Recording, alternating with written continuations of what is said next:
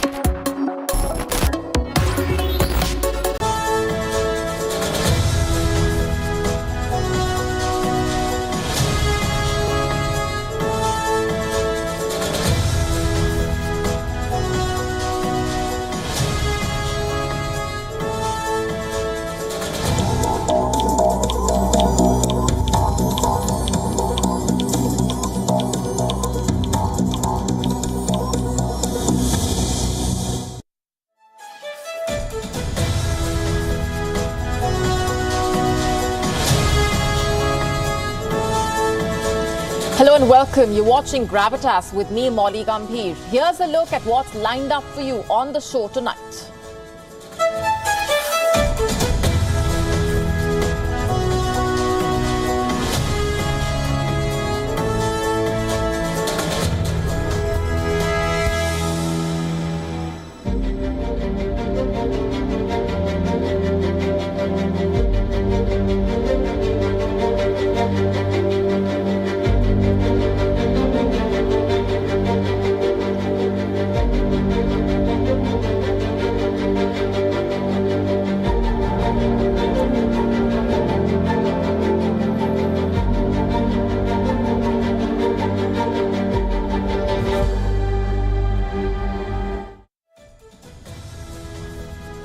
Our cover story tonight talks about an incident that has left behind a series of question marks.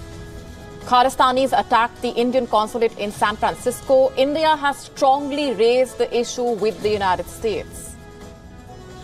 But the question is, why did America fail to stop the attack in the first place? And this is not just about the United States. As we piece together similar incidents that have unfolded beyond America and once again raise questions that Canada has left unanswered, we ask why our country is soft on Khalistanis as we dig deeper into the details of the recent attacks. So why are international governments soft on Khalistanis? Is it appeasement or is there more to this? This is the question that we are asking tonight because an Indian consulate was set on fire.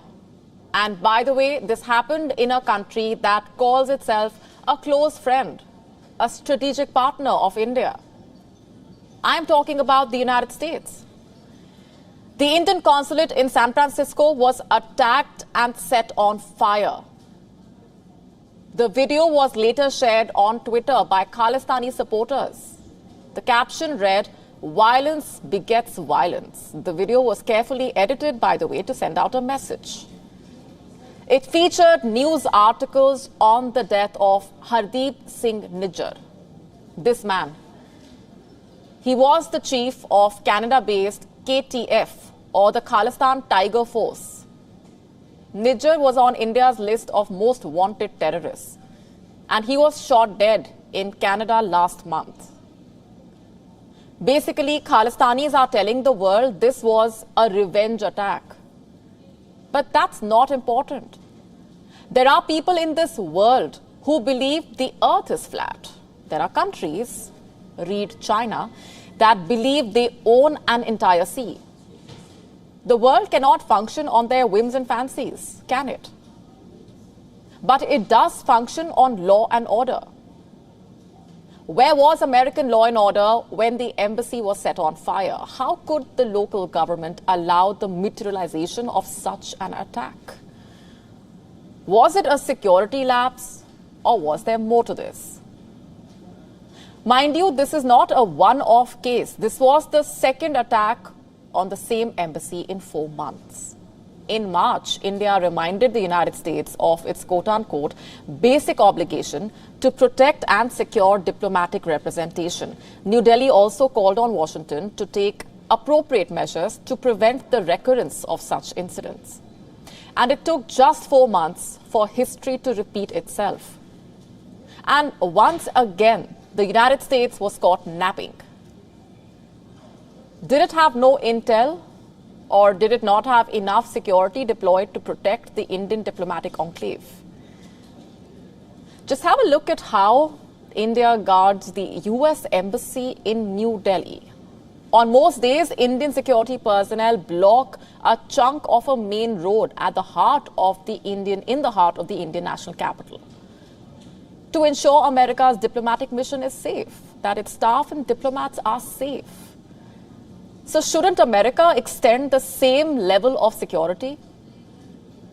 If not, what good is a strategic partner? And mind you, this is not just in good faith, but in accordance with international law. Why don't I read out for you Article 22 of the Vienna Convention on Diplomatic Relations, 1961. It states, and I'm quoting, "The receiving state is under a special duty to take all appropriate steps to protect the premises of the mission against any intrusion or damage, and to prevent any disturbance of the peace of the mission or impairment of its dignity." Hundreds of staff work at the Consulate General of India in San Francisco. It serves multiple American states, including Alaska, Arizona, California, Hawaii, Montana, Nevada, Utah, Washington. The United States failed to protect this complex. And this is downright bizarre given the country's post-9/11 obsession with security. If you fly to the United States, they double-check you. You apply for a visa and they have the most rigorous process. But for the office issuing visas for India, there isn't enough security. What explains this? Let me tell you, appeasement. This is America being soft on Khalistanis. And why is that? You see, they cast votes. They are influential, moneyed. The United States will want to be in the good books of this vote bank. And why just the United States? There was an attack on the Indian embassy in London in March this year itself. Extremists climbed the embassy building. They broke the windows. They pulled down the tricolour. It has been 4 months, and last we checked, the UK is yet to press charges. So what explains this? There were 50-odd men involved in this incident. Many of their faces have been caught on camera. The world knows what happened. So what is taking the UK so long to bring the Khalistanis to justice? The answer, once again, is appeasement. So on camera, leaders continue the farce of good relations and best relations. In reality, their priority is security of their vote banks, even if it comes at the cost of losing credibility. Ask Rishi Sunak. His approval rating among the Conservatives has fallen to its lowest. In fact, his approval rating is in negative, and this is a first, by the way, since he moved to Downing Street. Cracking down on the Khalistanis would not only have helped Sunak portray himself as a strong and powerful leader, but also one who can tell wrong from right. How did the US react to the attack on a diplomatic enclave on its soil? US State Department spokesperson Matthew Miller has said, and I'm quoting, the US strongly condemns the reported vandalism and attempted arson against the Indian consulate in San Francisco. Vandalism or violence against diplomatic facilities or foreign diplomats in the US is a criminal offense. The question is, what is America planning to do to punish the criminals? Will it bring rogue elements to justice? And what about Canada, the hotbed of the Khalistani movement? Extremists there are planning to march to Indian missions. Not just that, Khalistanis have put out violent posters. They have words like, quote-unquote, kill India. And on these posters are photographs of India's High Commissioner to Ottawa, Sanjay Kumar Verma, India's Consul General in Toronto, Apurva Srivastava, also India's Consul General in Vancouver. India has told Canada, the UK, the US and Australia not to give space to the Khalistanis. So what does Canada have to say about the Khalistanis' call for attacks on Indian diplomats? Let me just quote Melanie Joly, Canada's Minister of Foreign Affairs. She says, and I'm quoting, Canada takes its obligations under Vienna Conventions regarding the safety of diplomats very seriously. Canada remains in close contact with Indian officials in light of some of the promotional material circulating online regarding a protest planned for the 8th of July, which are unacceptable. The 8th of July is 4 days away. We will see if Canada does indeed stop these extremists or falls into the appeasement trap.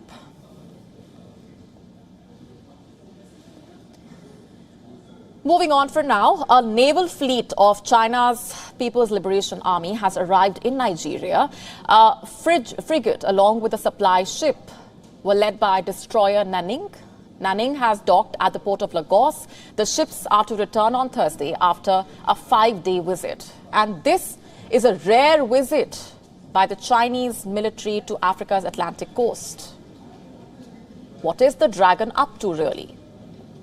The Nigerian Navy says it is for diplomatic reasons that the visit aims to strengthen ties between Chinese and Nigerian navies.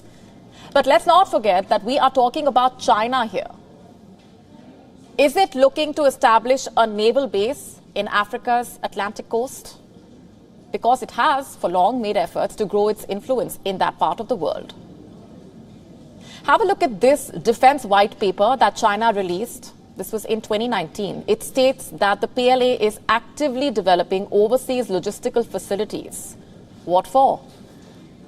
To address deficiencies in overseas operations and support. That's what it says. China already operates a military base in Djibouti in the Horn of Africa. Have a look at these satellite images. It is the PLA's first overseas base. It was built at a cost of $590 million. And analysts say the base is built in a fortified manner. It has multiple layers of defense, like a modern-day colonial fort. And what does that mean? That it is designed to withstand direct assault. What's more interesting is its location. The base is located by the strategic Bab el-Mandeb Strait, which separates the Gulf of Aden and the Red Sea. It guards the approach to Suez Canal, which is one of the most critical channels of international commerce. It also gives Chinese vessels a presence near the Indian Ocean. Since the first base was established in Djibouti, China has been looking for more such opportunities. The African coast is an important prospect for the Dragon. And now Chinese warships have arrived near the Gulf of Guinea. It is a major shipping route stretching for 5,700 kilometers from Senegal to Angola. It is difficult not to speculate. Is Beijing eyeing a naval base here? You see, earlier this year, Nigeria opened a $1 billion Chinese-built deep sea port in Lagos. The new Lekki deep sea port is 75% owned by state-owned China Harbour Engineering Company and the Singapore-based Tolaram Group. Now, Beijing has sent its naval fleet to Lagos. What would China be gaining from this? It is more or less an indication of interest, also proof of capability. It could also be a first step to see what sticks. You see, it could soften the ground for further negotiations to build a base. The Gulf of Guinea has for long been at risk of piracy. Nigerian gangs carry out most attacks on foreign shipping vessels. Chinese exports to Africa are valued at over $100 billion. Having a military base would enable China to combat the menace through joint exercises with Nigeria. But let's not forget, military bases have other uses as well, including spying on other countries, on the US in this case.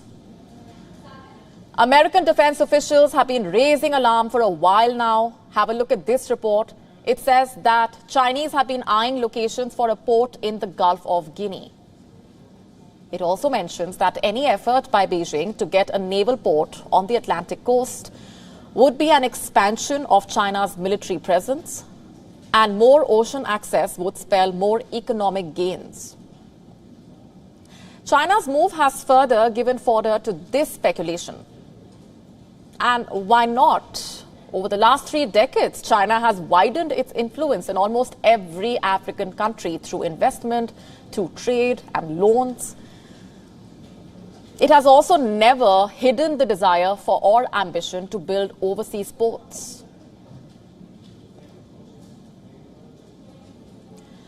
Let's now shift our focus to the Russia-Ukraine war. There has been an airstrike in the Russian capital, Moscow. The Kremlin has been pinning the blame on Ukraine. It says that Kiev had sent at least 5 drones to Moscow. All of them were either shot down or jammed. No deaths or injuries have been reported. However, one of the Russian capital's main airports had to reroute flights for several hours.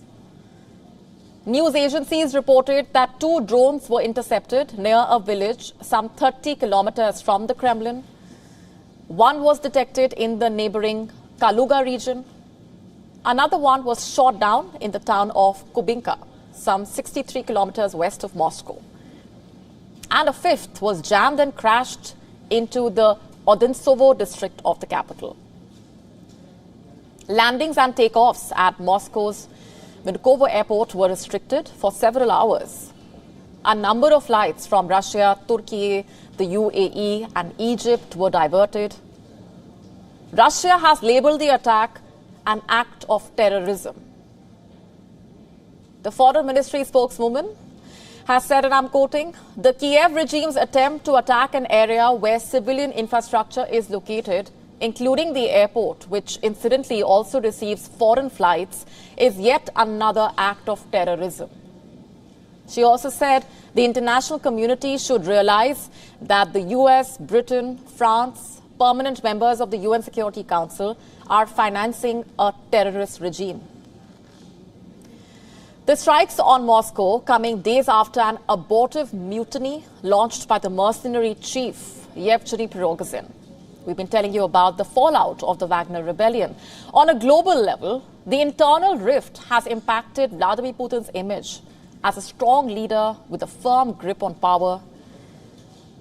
The situation de-escalated after intervention from Belarus.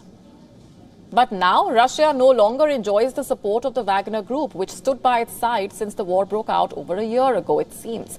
This has also revealed a significant crack in the unity of the elites around President Putin. And amid all this, drone strikes on the Russian capital are bound to raise alarm.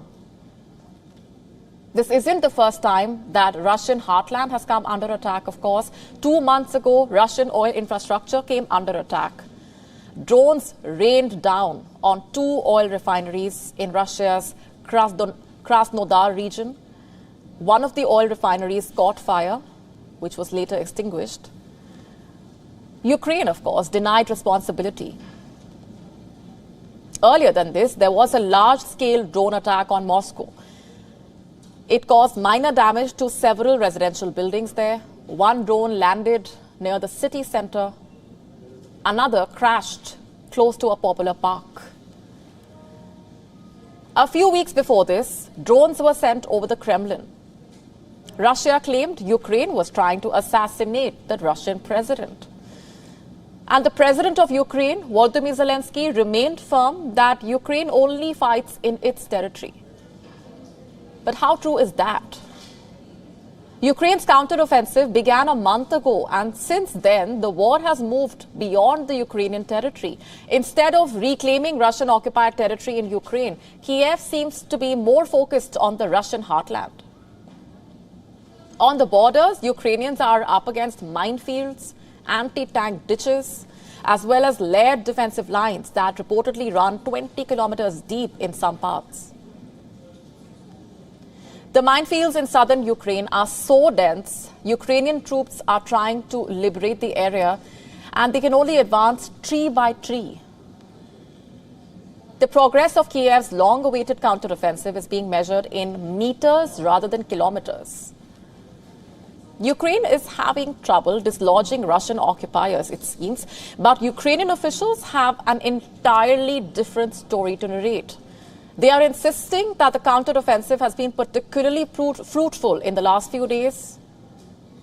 Alexei Danilov, the head of Ukraine's National Security and Defense Council, has tweeted, "At this stage of active hostilities, Ukraine's defense forces are fulfilling the number one task, the maximum destruction of manpower, equipment, fuel depots, military vehicles, command posts, artillery, and air defense forces of the Russian army." The Ukrainian military claims to have taken back over 37 square kilometers of territory overall in the past week itself. Meanwhile, Russia also continues its missile and drone barrage well beyond the front lines. Each side says the other is suffering heavy losses. Where is this war headed is the immediate question. Shifting our focus to the tensions between Israel and Palestine. Israeli forces and Palestinian militants have been exchanging fire in the Jenin refugee camp. Officials say this is the biggest Israeli military operation in the area in 2 decades. In the latest, at least 10 Palestinians have been left affected. Over 3,000 people fled from the refugee camp. Israel says it will put a stop to Jenin being a refuge for terrorism. Our next report getting you the details. This is the current situation in Jenin. Refugees running from tear gas, trying to protect their children while escaping the smoke. This is the aftermath of Israel's operation codenamed Home and Garden.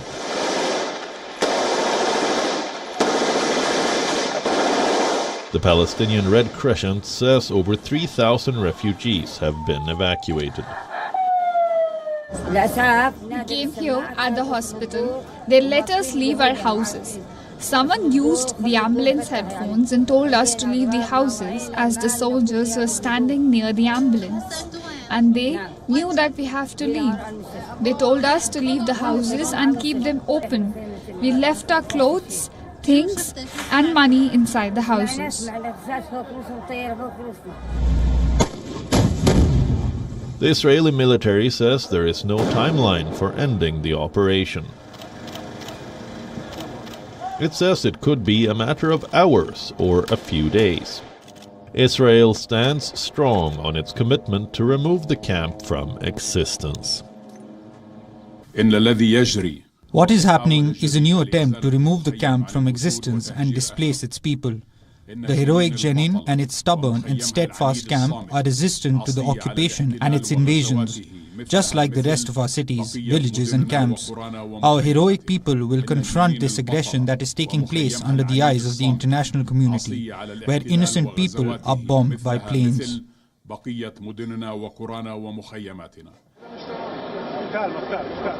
On Tuesday, a stabbing and car ramming incident left at least 10 people injured in Tel Aviv. A Hamas spokesperson has said that the attack is a response to the crimes committed against the people in the Jenin camp. Why is Israel targeting Jenin? You see, Jenin was set up in the 1950s. It houses refugees who fled their homes after the creation of the Israeli state. The UN says nearly 14,000 refugees reside in the camp. But the ghetto-like area is also known to be a hotbed for armed resistance and what Israel considers as terrorism. Jenin holds a significant number of a new generation of Palestinian militants, and Israel plans to eradicate them. Israeli Prime Minister Netanyahu says that the military is avoiding civilian casualties. In recent months, Jenin has become a safe haven for terrorists. From that safe haven, terrorists perpetrated savage attacks, murdering Israeli civilians, men, women, and children, as many children as they could find. As I speak, our troops are battling the terrorists with unyielding resolve and fortitude, while doing everything to avoid civilian casualties. With acrid smoke slowly covering Jenin, telephone communications being shut down, the situation remains tense. The reason for the strike is what is happening in Jenin. They won't accept any intruders, whether they were close or strangers. We all denounce what is happening. Today is a black day. They invaded the camp, same as the invasion of Jenin camp in 2002. Residents are remembering what happened in 2002, when Israeli forces had launched a full-scale incursion in Jenin. At least 52 Palestinians were killed in just 10 days. Officials say the death toll may cross 10 as 20 people injured are in a serious condition. The neighboring country of Jordan has said that this is a clear violation of the international humanitarian law. While on the other hand, the US has expressed its support, saying that it is Israel's right to defend its people against Hamas and the Palestinian Islamic Jihad. Bureau Report, WION, World is One. As the US marks its Independence Day, Americans rejoice with fireworks and flags waving on streets. Is the US really free? We are talking about the freedom from gun violence. Of course it's not. The country has reached a record high of over 330 shootings so far this year. In the latest, at least 4 people have been killed in Philadelphia. 3 more people have been killed in Texas in a mass shooting. Will 2023 turn out to be the deadliest year for the United States? Let's get you the latest. So a little before midnight, just before July 4th, we had a shooting. It appears that we had multiple victims that were shot. Probably 3 of them were transported to Harris Southwest. 5 more victims were transported to John Peter Smith. Right now we know that 2 persons have succumbed to their injuries and have passed away from being shot at this point. In Philadelphia, the shooter has been arrested. Investigations are still underway. Officials say the 40-year-old shooter had no clear motive. The shooting appeared to be random. Can things get any worse? The Philadelphia incident comes just a day after a shooting in Baltimore. What happened there? The shooting took place at a block party. It killed at least 2 people, left 28 injured. The police have arrested a few suspects and are yet to determine who the shooter was. So there are 2 people in custody. I'm sorry, I left that out. There are 2 people in custody, including our original shooter, the original calls that we responded to. And then at some point, as victims were being shot, we have another person that we believe acquired a gun somehow, don't know how, and picked up the gun and returned fire in the direction of the shooter that we have in custody. The American Independence Day is infamous when it comes to mass shootings. Experts say there have been nearly 52 mass shootings on the 4th of July over the past decade, which means there were over 5 shootings every year on an average. And by this time, in 2018, there were a total of 151 shootings. In 2019, 190 shootings. 2020 witnessed 240 shootings. 2021 saw a jump to 309 shootings. 2022 saw 293 shootings. And this year broke the record with nearly 332 shootings. Over 21,000 people have lost their lives due to gun violence this year, and we are only through half of the year so far. The country has recorded the fastest rate of shootings in recent history. This year has witnessed back-to-back shootings every month. Here are some of them. 10 people were killed at a Lunar New Year celebration in California when a mass shooter pulled the trigger in Monterey Park. In February, a shooter killed 3 students and injured 5 others in the Michigan State University. The shooter was arrested after an hours-long manhunt. In March, 6 people, including 3 children, were killed in a school shooting in Nashville.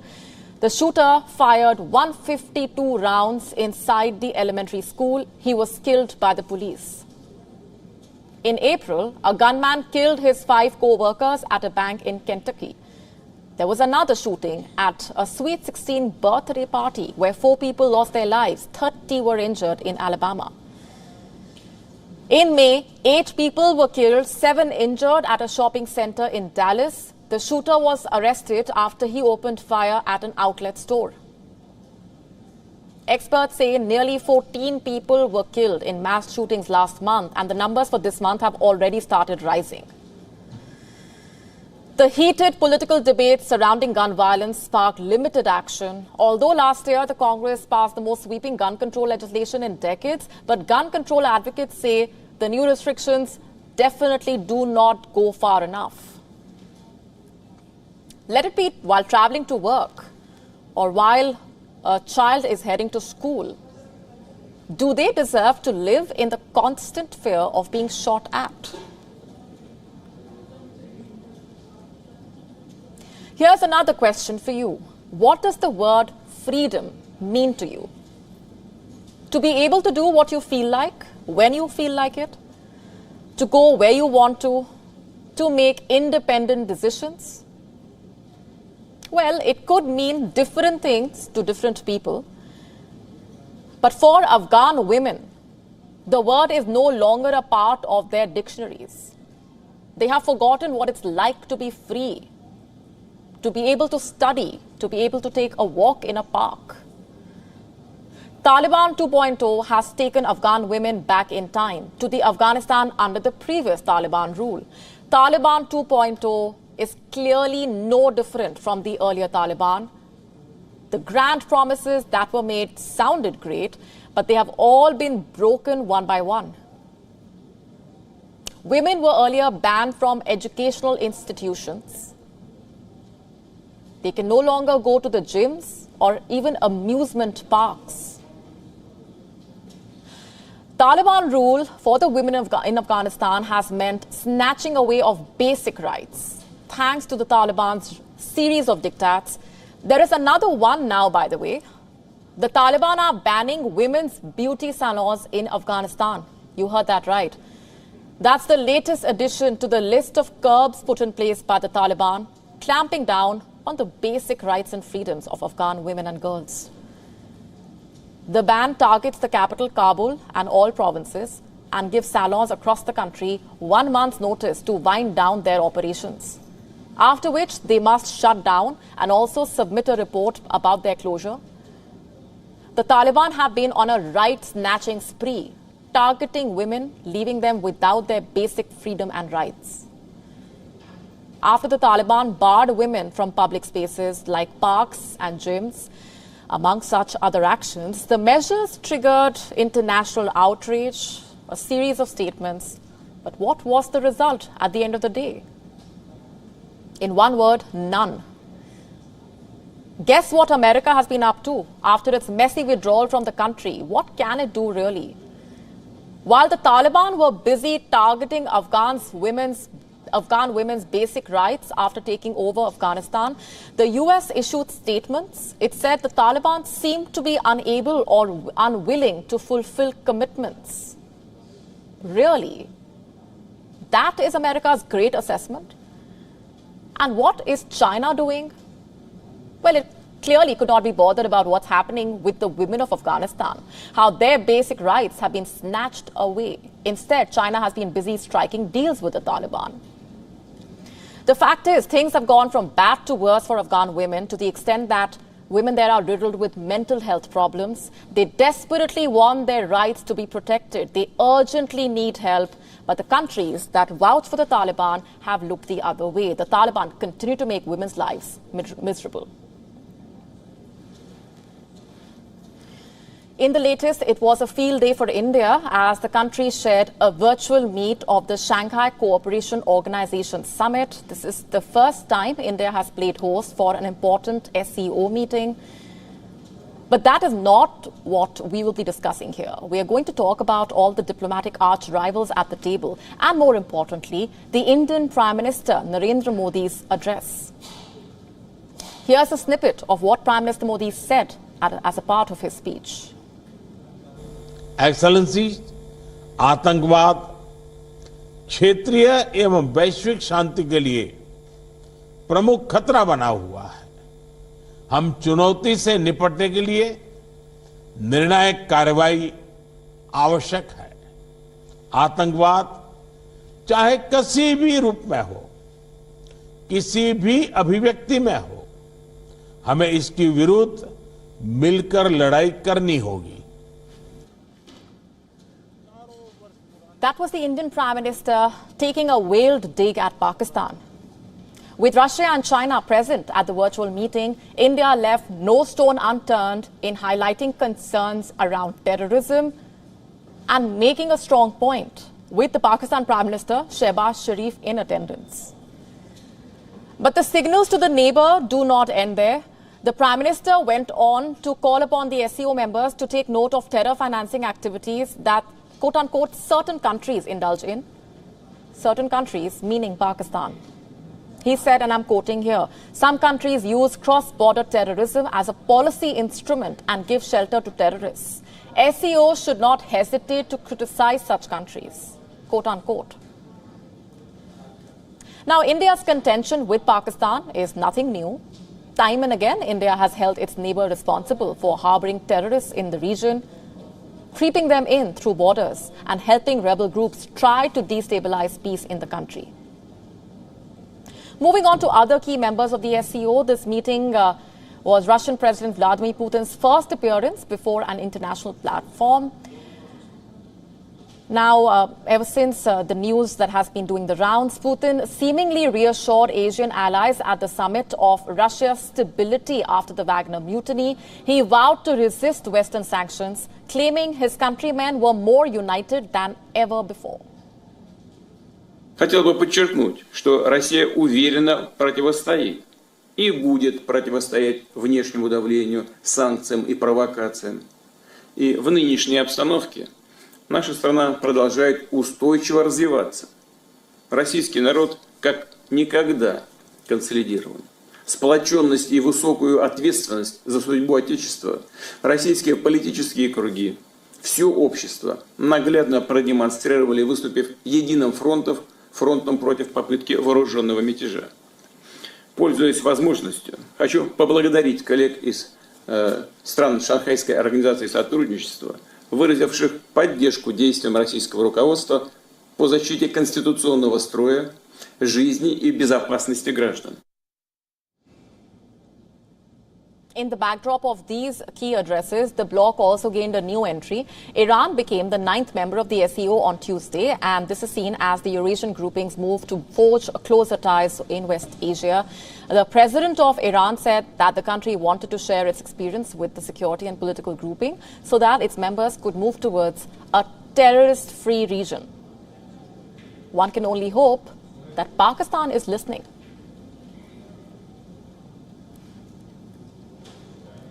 Have you heard about threads? No, not the one that you use to sew clothes. We are talking about Threads, that's Meta's new application. It is all set to launch on the 6th of July. That's just 2 days from now. Our next report telling you all about it. Heard about Threads? No, not the one you use to sew clothes. We're talking about Threads, Meta's new app. It's all set to launch on the 6th of July. That's just 2 days from now. What is this app and why is there so much buzz around it? Meta says Threads is Instagram's text-based conversation app. Its description on the App Store says Threads is where communities come together to discuss everything from the topics you care about today to what will be trending tomorrow. Threads, trending, aren't there way too many Twitter terminologies? Why just stop at terminology? Screenshots from the app are doing the rounds, and they look very, very similar to Twitter. So is Threads Twitter's biggest competition yet? Perhaps. And what better time to enter the market? Twitter has changed a lot since Musk's takeover last October. Verification is now up for sale, meaning anyone and everyone can be blue-ticked. Users can now see only a certain number of tweets per day, 10,000 for paid users, 1,000 for unpaid users. Twitter is basically limiting user activity. But why? Data scrapping, says Twitter. Although those who don't have a Twitter handle can no longer access the platform. Threads launches on the heels of all this. Will it needle people into logging out of Twitter? The latter's management, current and former management, is already taking digs at Threads. Twitter's former CEO, Jack Dorsey, pointed towards the kind of data Threads will be collecting. He tweeted a screenshot of Threads' data collection notice. "All your threads belong to us," Dorsey mocked. Current CEO Musk replied to the tweet. "Yeah," he said. Coming back to the question of whether Threads will be Twitter's biggest competition yet. Here's the thing. Not all of Meta's apps have worked. Instagram was already huge by the time Facebook acquired it. Same with WhatsApp. But have you heard of TBH? It was a teen app by Meta. It failed and had to be shut down. Same with social networking app Campus or dating app Sparked. There are many such examples. Will Threads be an exception? News of its launch comes days after the chiefs of Meta and Twitter agreed to a cage fight. Will the launch of Threads ring the bell? We'll keep you posted.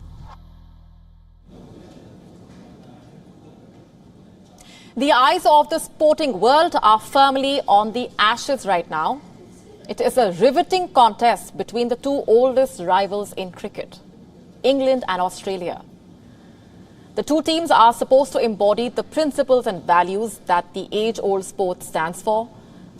But that is not really happening in the